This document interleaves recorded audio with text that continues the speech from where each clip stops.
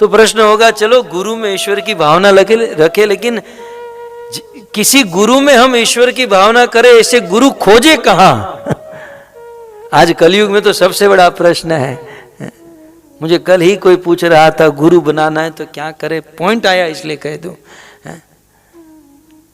इस कलयुग में गुरु कैसे बनाए? क्योंकि आज गुरु बनाया तो कल टीवी में आ गया कि ये तो जेल में है।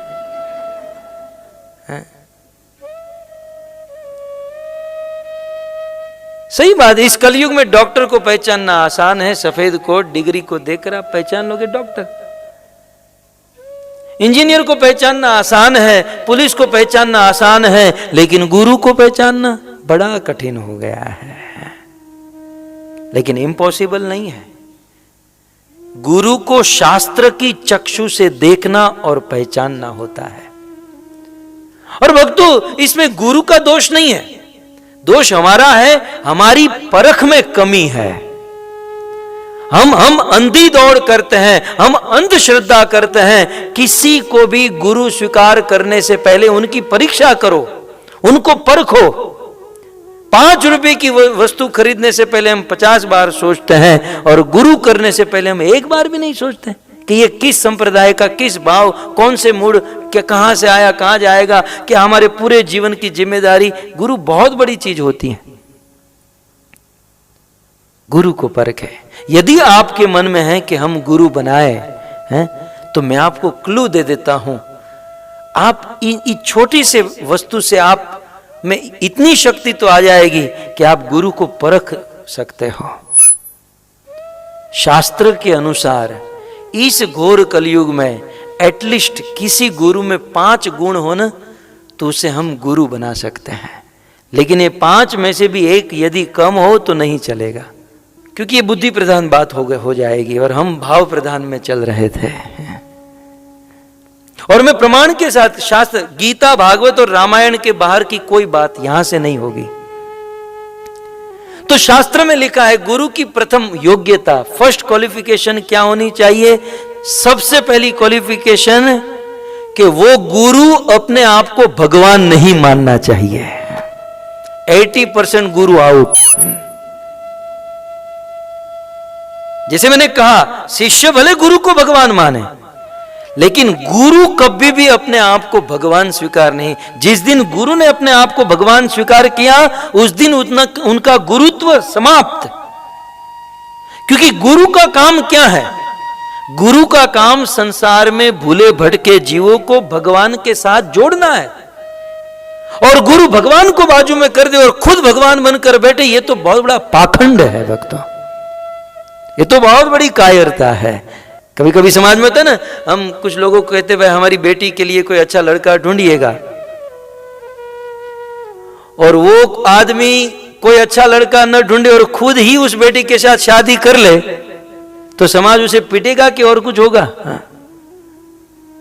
गुरु ब्रह्म संबंध कराता है भगवान के साथ। ये पुष्टि संप्रदाय में सुना होगा, ब्रह्म संबंध या दीक्षा, जोड़ना। गुरु भगवान के साथ जोड़ने का काम होता है गुरु का, और खुद भगवान बनकर बैठे वह गुरु नहीं। तो फर्स्ट क्वालिफिकेशन याद रखिएगा कि गुरु वो है जो अपने आप को कभी भगवान न माने। ठीक है, याद रह गया? अब दूसरी योग्यता, गुरु वो है जो राम, कृष्ण या विष्णु का भक्त है। शास्त्र प्रमाण, किबा विप्र किबा न्यासी केने शूद्र नहीं, यही कृष्ण तत्ववेता से ही गुरु है। गुरु वही हो सकता है जो राम, कृष्ण और विष्णु का भक्त है। क्योंकि राम, कृष्ण और विष्णु स्वरूप जो है, नारायण कला शांता भजंती ही अनसूयवः। भजन करने लायक भगवान के ये 3 स्वरूप है, राम, कृष्ण और विष्णु। तो गुरु की दूसरी क्वालिफिकेशन, वो राम, कृष्ण या विष्णु का भक्त होना चाहिए। देखिए, हम किसी से भी प्रवचन सुने, आजकल तो टीवियों में बहुत कुछ चलता है, किसी से एक सेंटेंस भी सुने ना, उसके पहले उसको परखे कि मैं मेरा टाइम वेस्ट तो नहीं कर रहा हूं। कभी कभी हम सोचते हैं ये तो वैसी ही कथा है, ये तो वैसे ही भागवत बोल रहे हैं, लेकिन जमीन आसमान का अंतर है भक्तों। मैं व्यास की भाषा में कहूं तो पद्म पुराण में व्यास मुनि ने लिखा, सर्प उच्चिष्ट यथा पय। जिस गुरु के जीवन में आचरण नहीं है ना, और वो भागवत के इसी सब्जेक्ट को यदि बोले, तो वो दृष्टांत देते हैं कि दूध में बहुत कैल्शियम, बहुत विटामिन, बहुत गुण होते हैं दूध में, लेकिन उसी दूध को यदि सांप स्पर्श कर ले तो वो जहर बन जाता है। भागवत पवित्र है, जैसे दूध गुणवान है वैसे भागवत बहुत गुणवान है। ये शास्त्र बड़े पवित्र है, लेकिन इस शास्त्र को कोई अभक्त, कोई अयोग्य व्यक्ति स्पर्श करे तो वह जहर की तरह हो जाता है। इसलिए जब भी किसी व्यक्ति से हम कुछ उपदेश, कुछ ज्ञान, कुछ शिक्षा सुने तो पहले परखे ये 5 चीज उनमें है। पहली चीज, वो अपने आप को भगवान न माने, क्योंकि जीव भगवान का दास है। दूसरी, कई बार कुछ लोग कहते हैं ना, शिवोहम सोहम। अब इसका अर्थ भी जानते हैं? शिवोहम माने शिव अहम।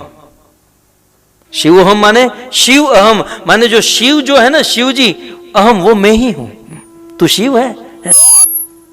शिव का काम है प्रलय करना। दुनिया का प्रलय छोड़, तू 1-2 को तो मार के दिखा, जेल में बंद हो जाएगा। शिव हम नहीं है भक्तों, सोहम। सो माने वह भगवान अहम। उन लोगों का कहना है कि हम ऐसा बोलते रहेंगे ना, सोहम सोहम सोहम, भगवान हम ही है, भगवान हम ही है, तो एक दिन हम भी भगवान बन जाए। क्या खाक भगवान बनेंगे? तब तो मैं आज से ही शुरू करता हूं, करोड़पति अहम, करोड़पति अहम, तो एक दिन करोड़पति हो जाऊंगा।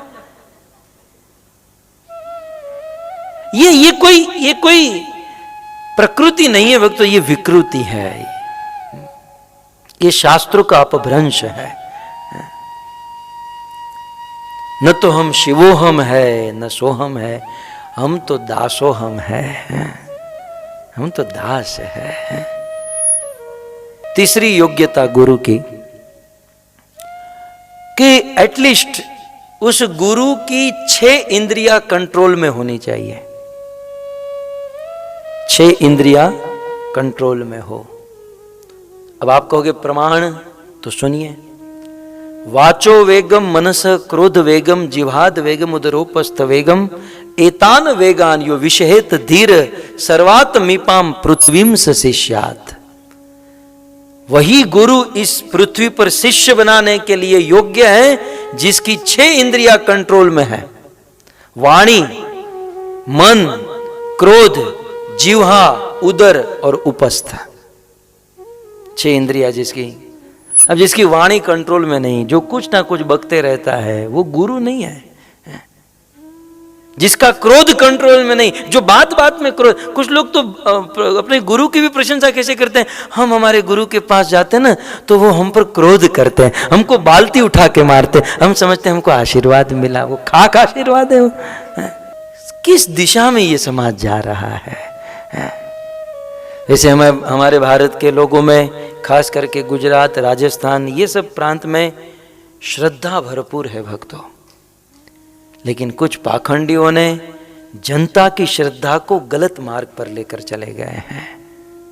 तब जाकर भागवत के सत्य सिद्धांतों को लेकर हमें आना पड़ता है और उसे अवगत कराना पड़ता है कि ऐसे छोटे छोटे मार्ग में मत चले जाइएगा। ईश्वर ने बहुत बड़ा राजमार्ग तैयार किया है भक्तों, हमारे लिए बहुत बड़ा फ्री वे तैयार किया है भगवान ने सनातन धर्म का। उस सनातन धर्म पर चलिएगा। कई बार क्या होता है, कुछ लोग इस राजमार्ग पर नहीं चल सकते और छोटी छोटी केड़ियां बना लेते हैं और बस उस छोटी छोटी रास्ते पे हम लोग फंस जाते हैं और जीवन के उद्देश्य को चूक जाते हैं। इस राजमार्ग सनातन धर्म को समझिएगा। और सनातन धर्म में सबसे पहले गुरु को ग्रहण करना होता है और उस गुरु की योग्यता मैं आपको बता रहा हूं।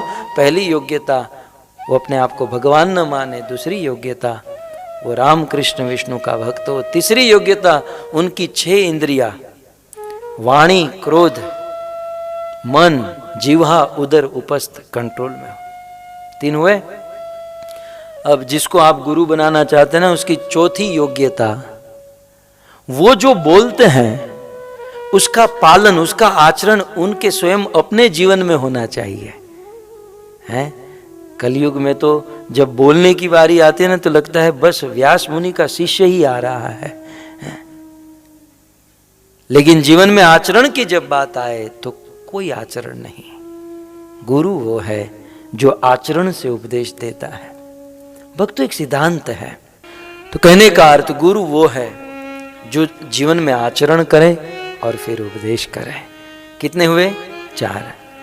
और फिर 5वां, गुरु वो है जो 4 संप्रदाय के अंतर्गत गुरु शिष्य परंपरा में दीक्षित है। आप कहोगे ये सब क्या है?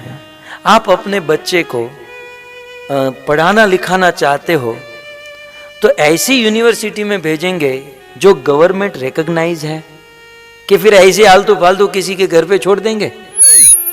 है ना, गवर्नमेंट रिकॉग्नाइज कोई यूनिवर्सिटी में भेजेंगे। ठीक उसी प्रकार इस कलयुग में शिक्षा दीक्षा देने के लिए भगवान ने 4 यूनिवर्सिटी बनाई है, जिसे शास्त्रीय भाषा में संप्रदाय कहते हैं। 4 संप्रदाय। वास्तव में देखे जाए तो ईश्वर के द्वारा बनाए गए मात्र 4 संप्रदाय। पद्म पुराण व्यास मुनि ने लिखा। ओरिजिनल संप्रदाय, मूल मात्र 4 संप्रदाय। इस 4 संप्रदाय के अलावा जितने भी संप्रदाय हैं, ये कलयुग के मन और बुद्धि की उपज है। आज तो रोज नया दिन होता है, कहते हैं वहां 2 संप्रदाय नए खुले हैं। ये कोई दुकान है कि कोई खोल देगा?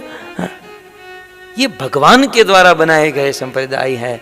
और वो 4 मूल संप्रदाय, वैलिड संप्रदाय जिसे हम कह सकते हैं, ब्रह्म संप्रदाय, रुद्र संप्रदाय, कुमार संप्रदाय और श्री संप्रदाय। ब्रह्म संप्रदाय माने भगवान ने ब्रह्मा जी को ज्ञान दिया और ब्रह्मा जी से जो परंपरा चली उसे ब्रह्म संप्रदाय कहते हैं। शिव जी को ज्ञान दिया, शिव जी से जो परंपरा चली वह रुद्र संप्रदाय है। लक्ष्मी जी से परंपरा चली श्री संप्रदाय, और सनत कुमारों से परंपरा चली कुमार संप्रदाय। ये 4 संप्रदाय के कलयुग में वाइस चांसलर हुए ब्रह्म संप्रदाय के मध्वाचार्य, और कुमार संप्रदाय के निम्बाकाचार्य, श्री संप्रदाय के रामानुजाचार्य और रुद्र संप्रदाय के विष्णु स्वामी। तो इन परंपरा में कोई गुरु शिष्य परंपरा में दीक्षित है, क्योंकि भक्तों गुरु शिष्य परंपरा में जिसका स्थान होता है ना, उसी का कनेक्शन भगवान से होता है, और वो ही दूसरों का कनेक्शन भगवान से करा सकता है। तो ये परखना होगा। हम संसार की साधारण विद्या को पढ़ने के लिए यूनिवर्सिटी क्लास ये वो परखते हैं। आत्मा का उद्धार करने के लिए इतने बड़े ज्ञान शिक्षा दीक्षा जब लेने जा रहे हैं, तो क्या ये परखने की आवश्यकता नहीं है? आप कहोगे चलो बाकी सब ठीक है, हम आपका क्यों सुने? आपका स्थान कहां पर है? यदि किसी की जिज्ञासा हो तो हमारा स्थान ब्रह्म संप्रदाय में है। भगवान कृष्ण ने ब्रह्मा को ज्ञान दिया, फिर ब्रह्मा ने नारद को दिया, नारद ने वेदव्यास को दिया, वेदव्यास ने मध्वाचार्य को दिया, मध्वाचार्य ने अक्षोभ्य को दिया, अक्षोभ्य ने नरहरि, नरहरि ने माधव, राजेंद्र, विद्यानिधि। इस प्रकार से करते करते ईश्वरपुरी, माधवेंद्रपुरी, चैतन्य महाप्रभु से रूप, सनातन, जगन्नाथ बाबा जी, भक्तिविनोद ठाकुर, गौर कृष्ण दास बाबा जी, भक्ति सिद्धांत सरस्वती, और इसी परंपरा में भक्ति सिद्धांत सरस्वती के शिष्य हुए ऐसी भक्ति वेदांत स्वामी प्रभुपाद है, और उन्हीं के शिष्य हुए राधा गोविंद गोस्वामी, और उनके शिष्य हुए हम। ये है परंपरा। तो इस प्रकार से खोजना होगा परंपरा से ज्ञान। परंपरा का अर्थ समझते हैं, यहां पर ये लाइट है, यहां केवल लाइट है, करंट यहां पर नहीं है। विद्युत बोर्ड, करंट यहां से कई माइल दूर है, लेकिन ये लाइट और विद्युत बोर्ड के बीच में वायर का कनेक्शन है? और वायर का कनेक्शन होने के कारण विद्युत बोर्ड में जो करंट है वही करंट यहां पर है। ये परंपरा जो है ना, जो करंट भगवान के पास है वही करंट परंपरा में उतरता है, उतना ही करंट, ये वायर के समान है। इस करंट को पकड़ लिया, इस परंपरा को पकड़ लिया, तो आज नहीं तो कल ईश्वर की प्राप्ति हो सकती है। क्योंकि आपने पूछा इसलिए हमने आपको बताया गुरु की योग्यता। क्योंकि प्रहलाद महाराज गुरु शु ईश्वर भाव, ऐसे गुरु में ईश्वर की भावना करें। संसार के साधारण एक हमारा ही एक आदमी था गया दिल्ली में, कहा गुरुदेव मेरा कुछ कीजिए, मेरा कुछ कीजिए, कुछ कृपा कीजिए। गुरुजी ने कहा कि कल से मेरा ध्यान करो, मेरे मंत्र का जाप करो, जा बच्चा तुझे वैकुंठ मिल जाएगा। वो जानता था गुरुजी तो खैनी खाते हैं, और गुरुजी का ध्यान में क्या करूं, वो खैनी खा रहे हैं ये ध्यान करूं, गांजा पी रहे हैं ये ध्यान करूं, आखिर गुरुजी का ध्यान करे तो क्या करे। गुरुजी ने कहा मेरा ध्यान करो, मेरा मंत्र जपो, तुम्हें वैकुंठ मिलेगा। तब वो जो लड़का था महाराष्ट्र से गया था, गुरुजी आज आपने मुझे प्रसन्न कर दिया, ये मैं पूरा महाराष्ट्र आपको दान में देकर जा रहा हूं, डोनेशन कर। गुरुजी ने कहा ये महाराष्ट्र क्या तेरे बाप का है, तू मुझे दान में देने बैठा है? ये महाराष्ट्र क्या तेरे बाप का है? तो वो आदमी बोला तो क्या वैकुंठ आपके बाप का है? मैं आपका ध्यान करूंगा और मैं वैकुंठ में पहुंचूंगा। वैकुंठ जाने के लिए तो वैकुंठाधिपति राम और विष्णु और कृष्ण का ध्यान करना चाहिए ना। सो कुल मिलाकर योग्य गुरु चुने और फिर उस गुरु में गुरु शु ईश्वर भाव